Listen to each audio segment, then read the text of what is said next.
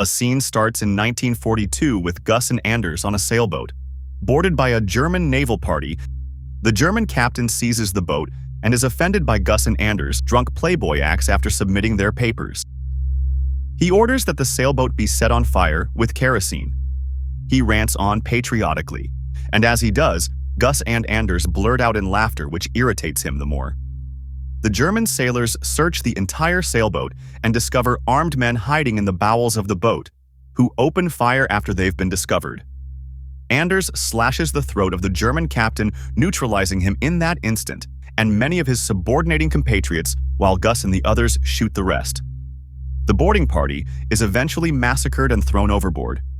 We are shown that the German crew came from a destroyer nearby, and that's where a diver called Freddy, who had set explosives to the hull of the destroyer, gets back on the sailboat.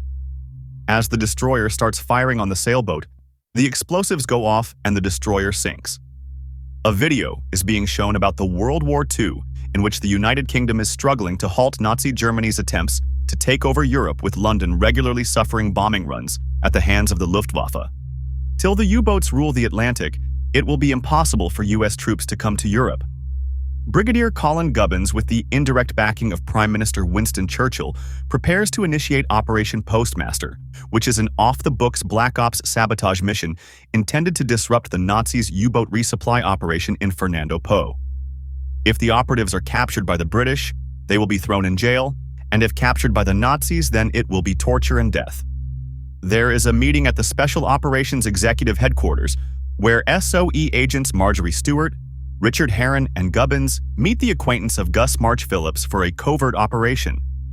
Gus is briefed on the task at hand, and he demands the assembly of a ground team of his choice to destroy the supply ship and the tugboats, namely Graham Hayes, who is an expert sailor, Freddy Alvarez, who is an explosives expert, and Danish naval officer Anders Lassen, a killer and the only non-British subject to be awarded the Victoria Cross. Marjorie Stewart and Richard Herron depart by train. Herron lives undercover on the island and runs an illegal gambling business, while Marjorie will be posing as gold trader from New York. Her mission is to seduce and distract the German CO lure. Marjorie and Herron steal the suitcase of a German military officer on the train and finds the Duchessa's cargo manifest, including torpedoes, tons of diesel, and CO2 filters. They then relay this information to Gubbins in Morse code. The suitcase is later returned before it is discovered as missing. In 44 days, the Nazis will move their operation away from Fernando Po. Marjorie and Herron's job will be to ensure that the Duchessa is filled with supplies, so it is worth blowing up in the first place. Italian supply ship Duchessa d'Aosta and two tugboats, which are Babundi and Licomba, are attached to it, are stationed on the Spanish-controlled island Fernando Po in Africa. The supply ship and the tugboats take care of the entire servicing, rearming, and repairing of Hitler's Atlantic U-boat fleet. The island cannot be bombed, as Fernando Po is a neutral territory. If the Allied forces attack the island, the rest of neutral Europe will join Hitler in the war. The British commander-in-chiefs recommend Churchill to surrender, as they believe they cannot stop an invasion from Germany. Using the neutral Swedish fishing trawler Maid of Honor, Gus and his allies, Graham Hayes, Freddy Alvarez, and Anders Lassen, begin the slow sail down the west coast of Africa to Fernando Po. The sailboat is packed with explosives to destroy the Duchessa. Upon discovering that SOE saboteur Jeffrey Appleyard was captured by Gestapo agents, they divert course to a Nazi-controlled section of the Canary Islands in La Palma for a rescue mission. Gus and his crew reach La Palma and find that the Gestapo is already there. Gus knows that if Appleyard is taken away, they will never see him again. Gus then decides to launch a stealth offensive attack in broad daylight. This turns out to be a walk in the park, since they attack the camp strategically and disarm their most lethal offensive areas before they can retaliate. Gus's crew is very calm, composed, and unhurried as they take an entire German military camp armed to the brim. They eliminate the soldiers from room to room till an array of gunfire is let out on the rest who have been alerted. After neutralizing almost all of them, Anders finds Appleyard in the command room being tortured by some German army men and maniacally decimates them all by himself, while Appleyard watches slightly impressed. Anders introduces himself and Gus appears shortly and briefs Appleyard about the mission at hand, which he happily obliges. Meanwhile, arriving early in Fernando Po, Marjorie and Heron use Heron's illegal gambling hall to recruit a backup for Gus's team while Marjorie tries to seduce Heinrich Luhr, the SS commander in charge. Marjorie poses as the buyer for gold that Luhr is selling. She tries to win him over by speaking the German dialect and eventually impressing him into considering her offer only if she would later share a meal with him, which she agrees. Gus and his crew are 15 days away from Fernando Po as they take a longer route to avoid German U-boats closer to the African coast. A plan concocted by Hayes and Appleyard. Later on, Heron and Marjorie continue their missions as Heron tries to play the devil's advocate with Spanish Captain Benea, as they are friends, and he is bristled since the Germans have been in control of his town, so he unleashes his frustration on everyone. Heron succeeds as Benea tells Heron that the Duchessa intends to depart 3 days ahead of schedule. Heron plans to throw a party at his club and at the docks to distract the Germans when Gus and his sailboat arrive at the harbor. Meanwhile, Heinrich Luhr approaches Marjorie, and she uses this chance to convince him the more since he suspects her of being a Jew, which she is, but convinces him otherwise, and while they make merry, Heron invites everyone to the party to serve as a distraction for the upcoming task. Heron and Marjorie then radio the information back to Gubbins, who in turn radios it to Gus. As the radio messages reaches Gus, he has his crew sail through a British naval blockade of Nazi-occupied West Africa, as this was the only way to cut 3 days off their schedule, despite knowing they will be arrested should their unauthorized mission be discovered. A mole in Gubbins' staff reveals the mission to a senior command. Therefore, Germany starts the aerial bombing of London. Churchill, knowing that all is almost lost, implores Gus and his men to do what seems honorable on whether to abort or persist, even though they may eventually be penalized, and they choose the latter. A British destroyer acting on the command of the Naval High Command intercepts the sailboat and commands them to surrender, which they don't.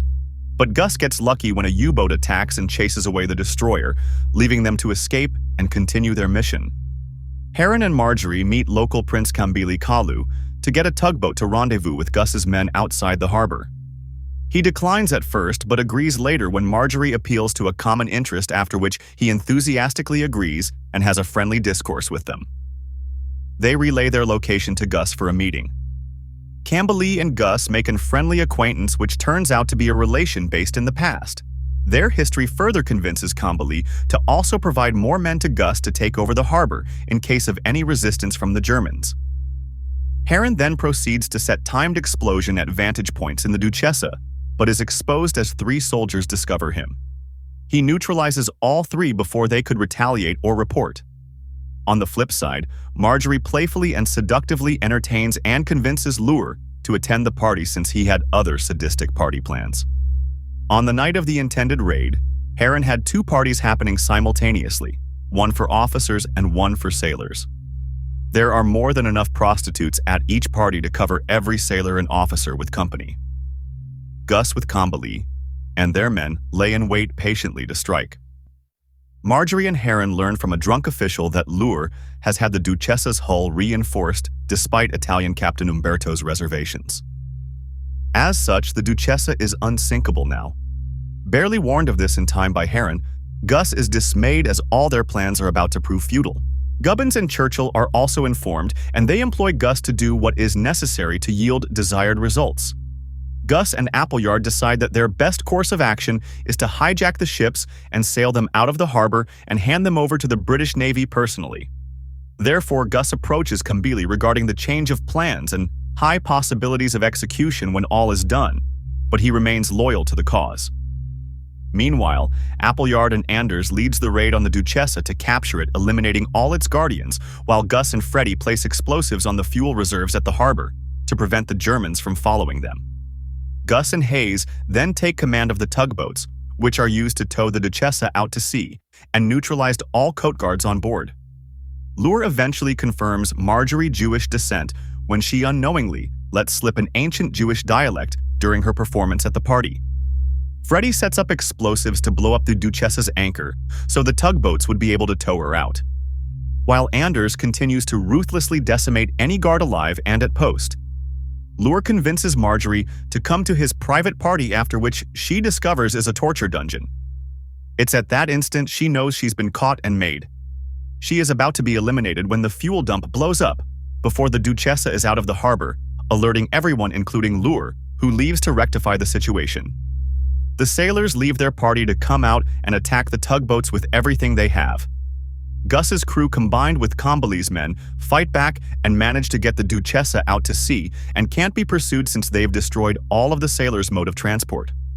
Although Lure eventually catches on when Marjorie's act begins to slip, he is late, as the raid is ultimately successful, and in an interrogating conversation, Marjorie shoots Lure in the head when confronted and is rescued by Heron to safety. Heron and Marjorie take the last remaining patrol boat at the harbor to meet Duchessa at sea with Gus, and the rest waiting before departing. They deliver the boats to a British fleet outside Lagos, and even though such feat is patriotic and heroic in the eyes of the British, the team is nonetheless arrested.